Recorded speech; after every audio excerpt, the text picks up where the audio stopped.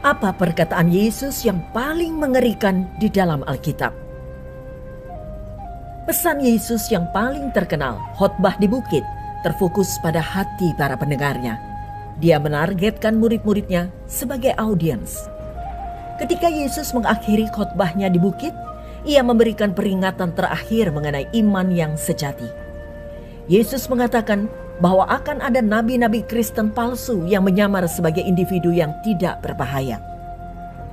Matius 7 ayat 15, waspadalah terhadap nabi-nabi palsu yang datang kepadamu dengan menyamar seperti domba.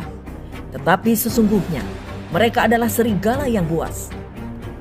Sekalipun mereka menggunakan bahasa agama dan menunjukkan kuasa yang mengesankan, mereka bukanlah milik Tuhan yang sebenarnya. Matius 7 ayat 21 hingga 23. Bukan setiap orang yang berseru kepadaku, Tuhan, Tuhan, akan masuk ke dalam kerajaan surga, melainkan dia yang melakukan kehendak Bapa-Ku yang di surga. Pada hari terakhir banyak orang akan berseru kepadaku, Tuhan, Tuhan, bukankah kami bernubuat demi namamu dan mengusir setan demi namamu dan mengadakan banyak mujizat demi namamu juga?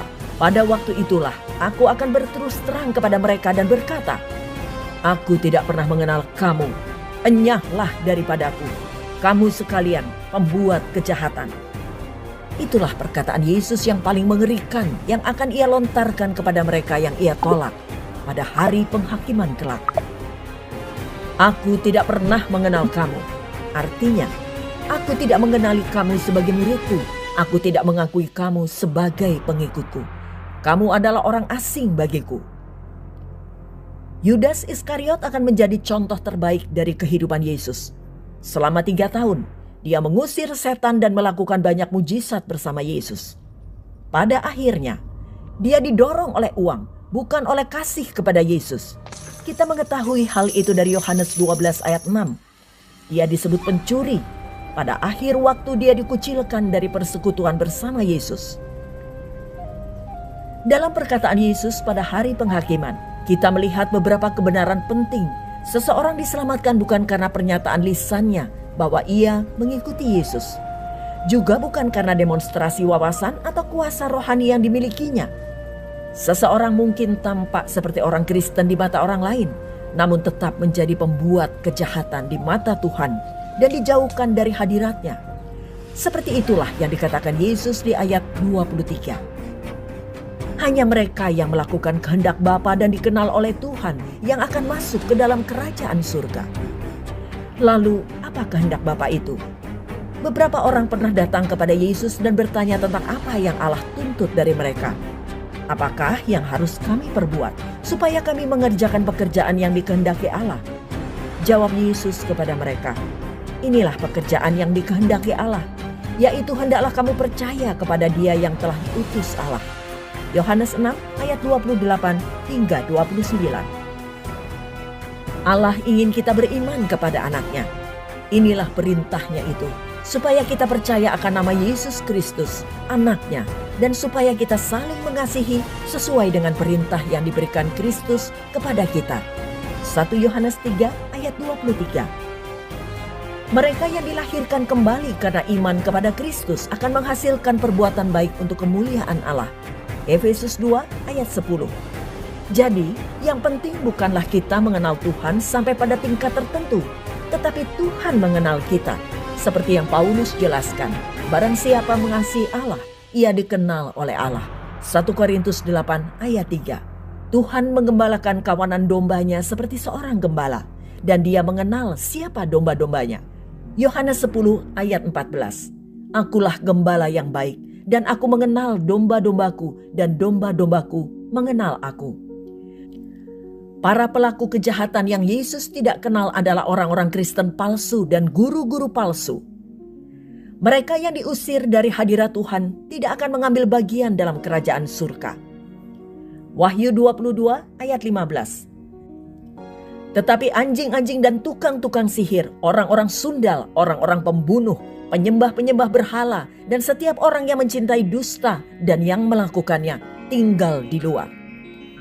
Orang-orang Kristen palsu yang menurut Yesus tidak pernah ia kenal tidak akan menghasilkan buah roh Galatia 5 ayat 22 hingga 23. Sebaliknya, mereka akan menghasilkan hal yang sebaliknya, yaitu perbuatan daging. Galatia 5 ayat 19 hingga 21. Yesus memperingatkan bahwa suatu hari nanti dia akan berkata kepada sekelompok praktisi keagamaan, "Aku tidak pernah mengenal kamu." Perhatikan bahwa Yesus tidak memutuskan hubungan di sini. Tidak pernah ada hubungan yang terputus. Meskipun kata-kata mereka terdengar muluk-muluk dan semangat keagamaan mereka terlihat mencolok, mereka tidak memiliki keintiman dengan Kristus.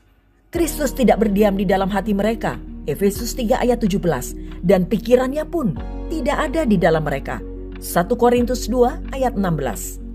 Tuhan tidak senang mengirim manusia ke neraka, 2 Petrus 3 ayat 9. Tuhan tidak lalai menepati janjinya, sekalipun ada orang yang menganggapnya sebagai kelalaian. Tetapi ia sabar terhadap kamu, karena ia menghendaki supaya jangan ada yang binasa, melainkan supaya semua orang berbalik dan bertobat.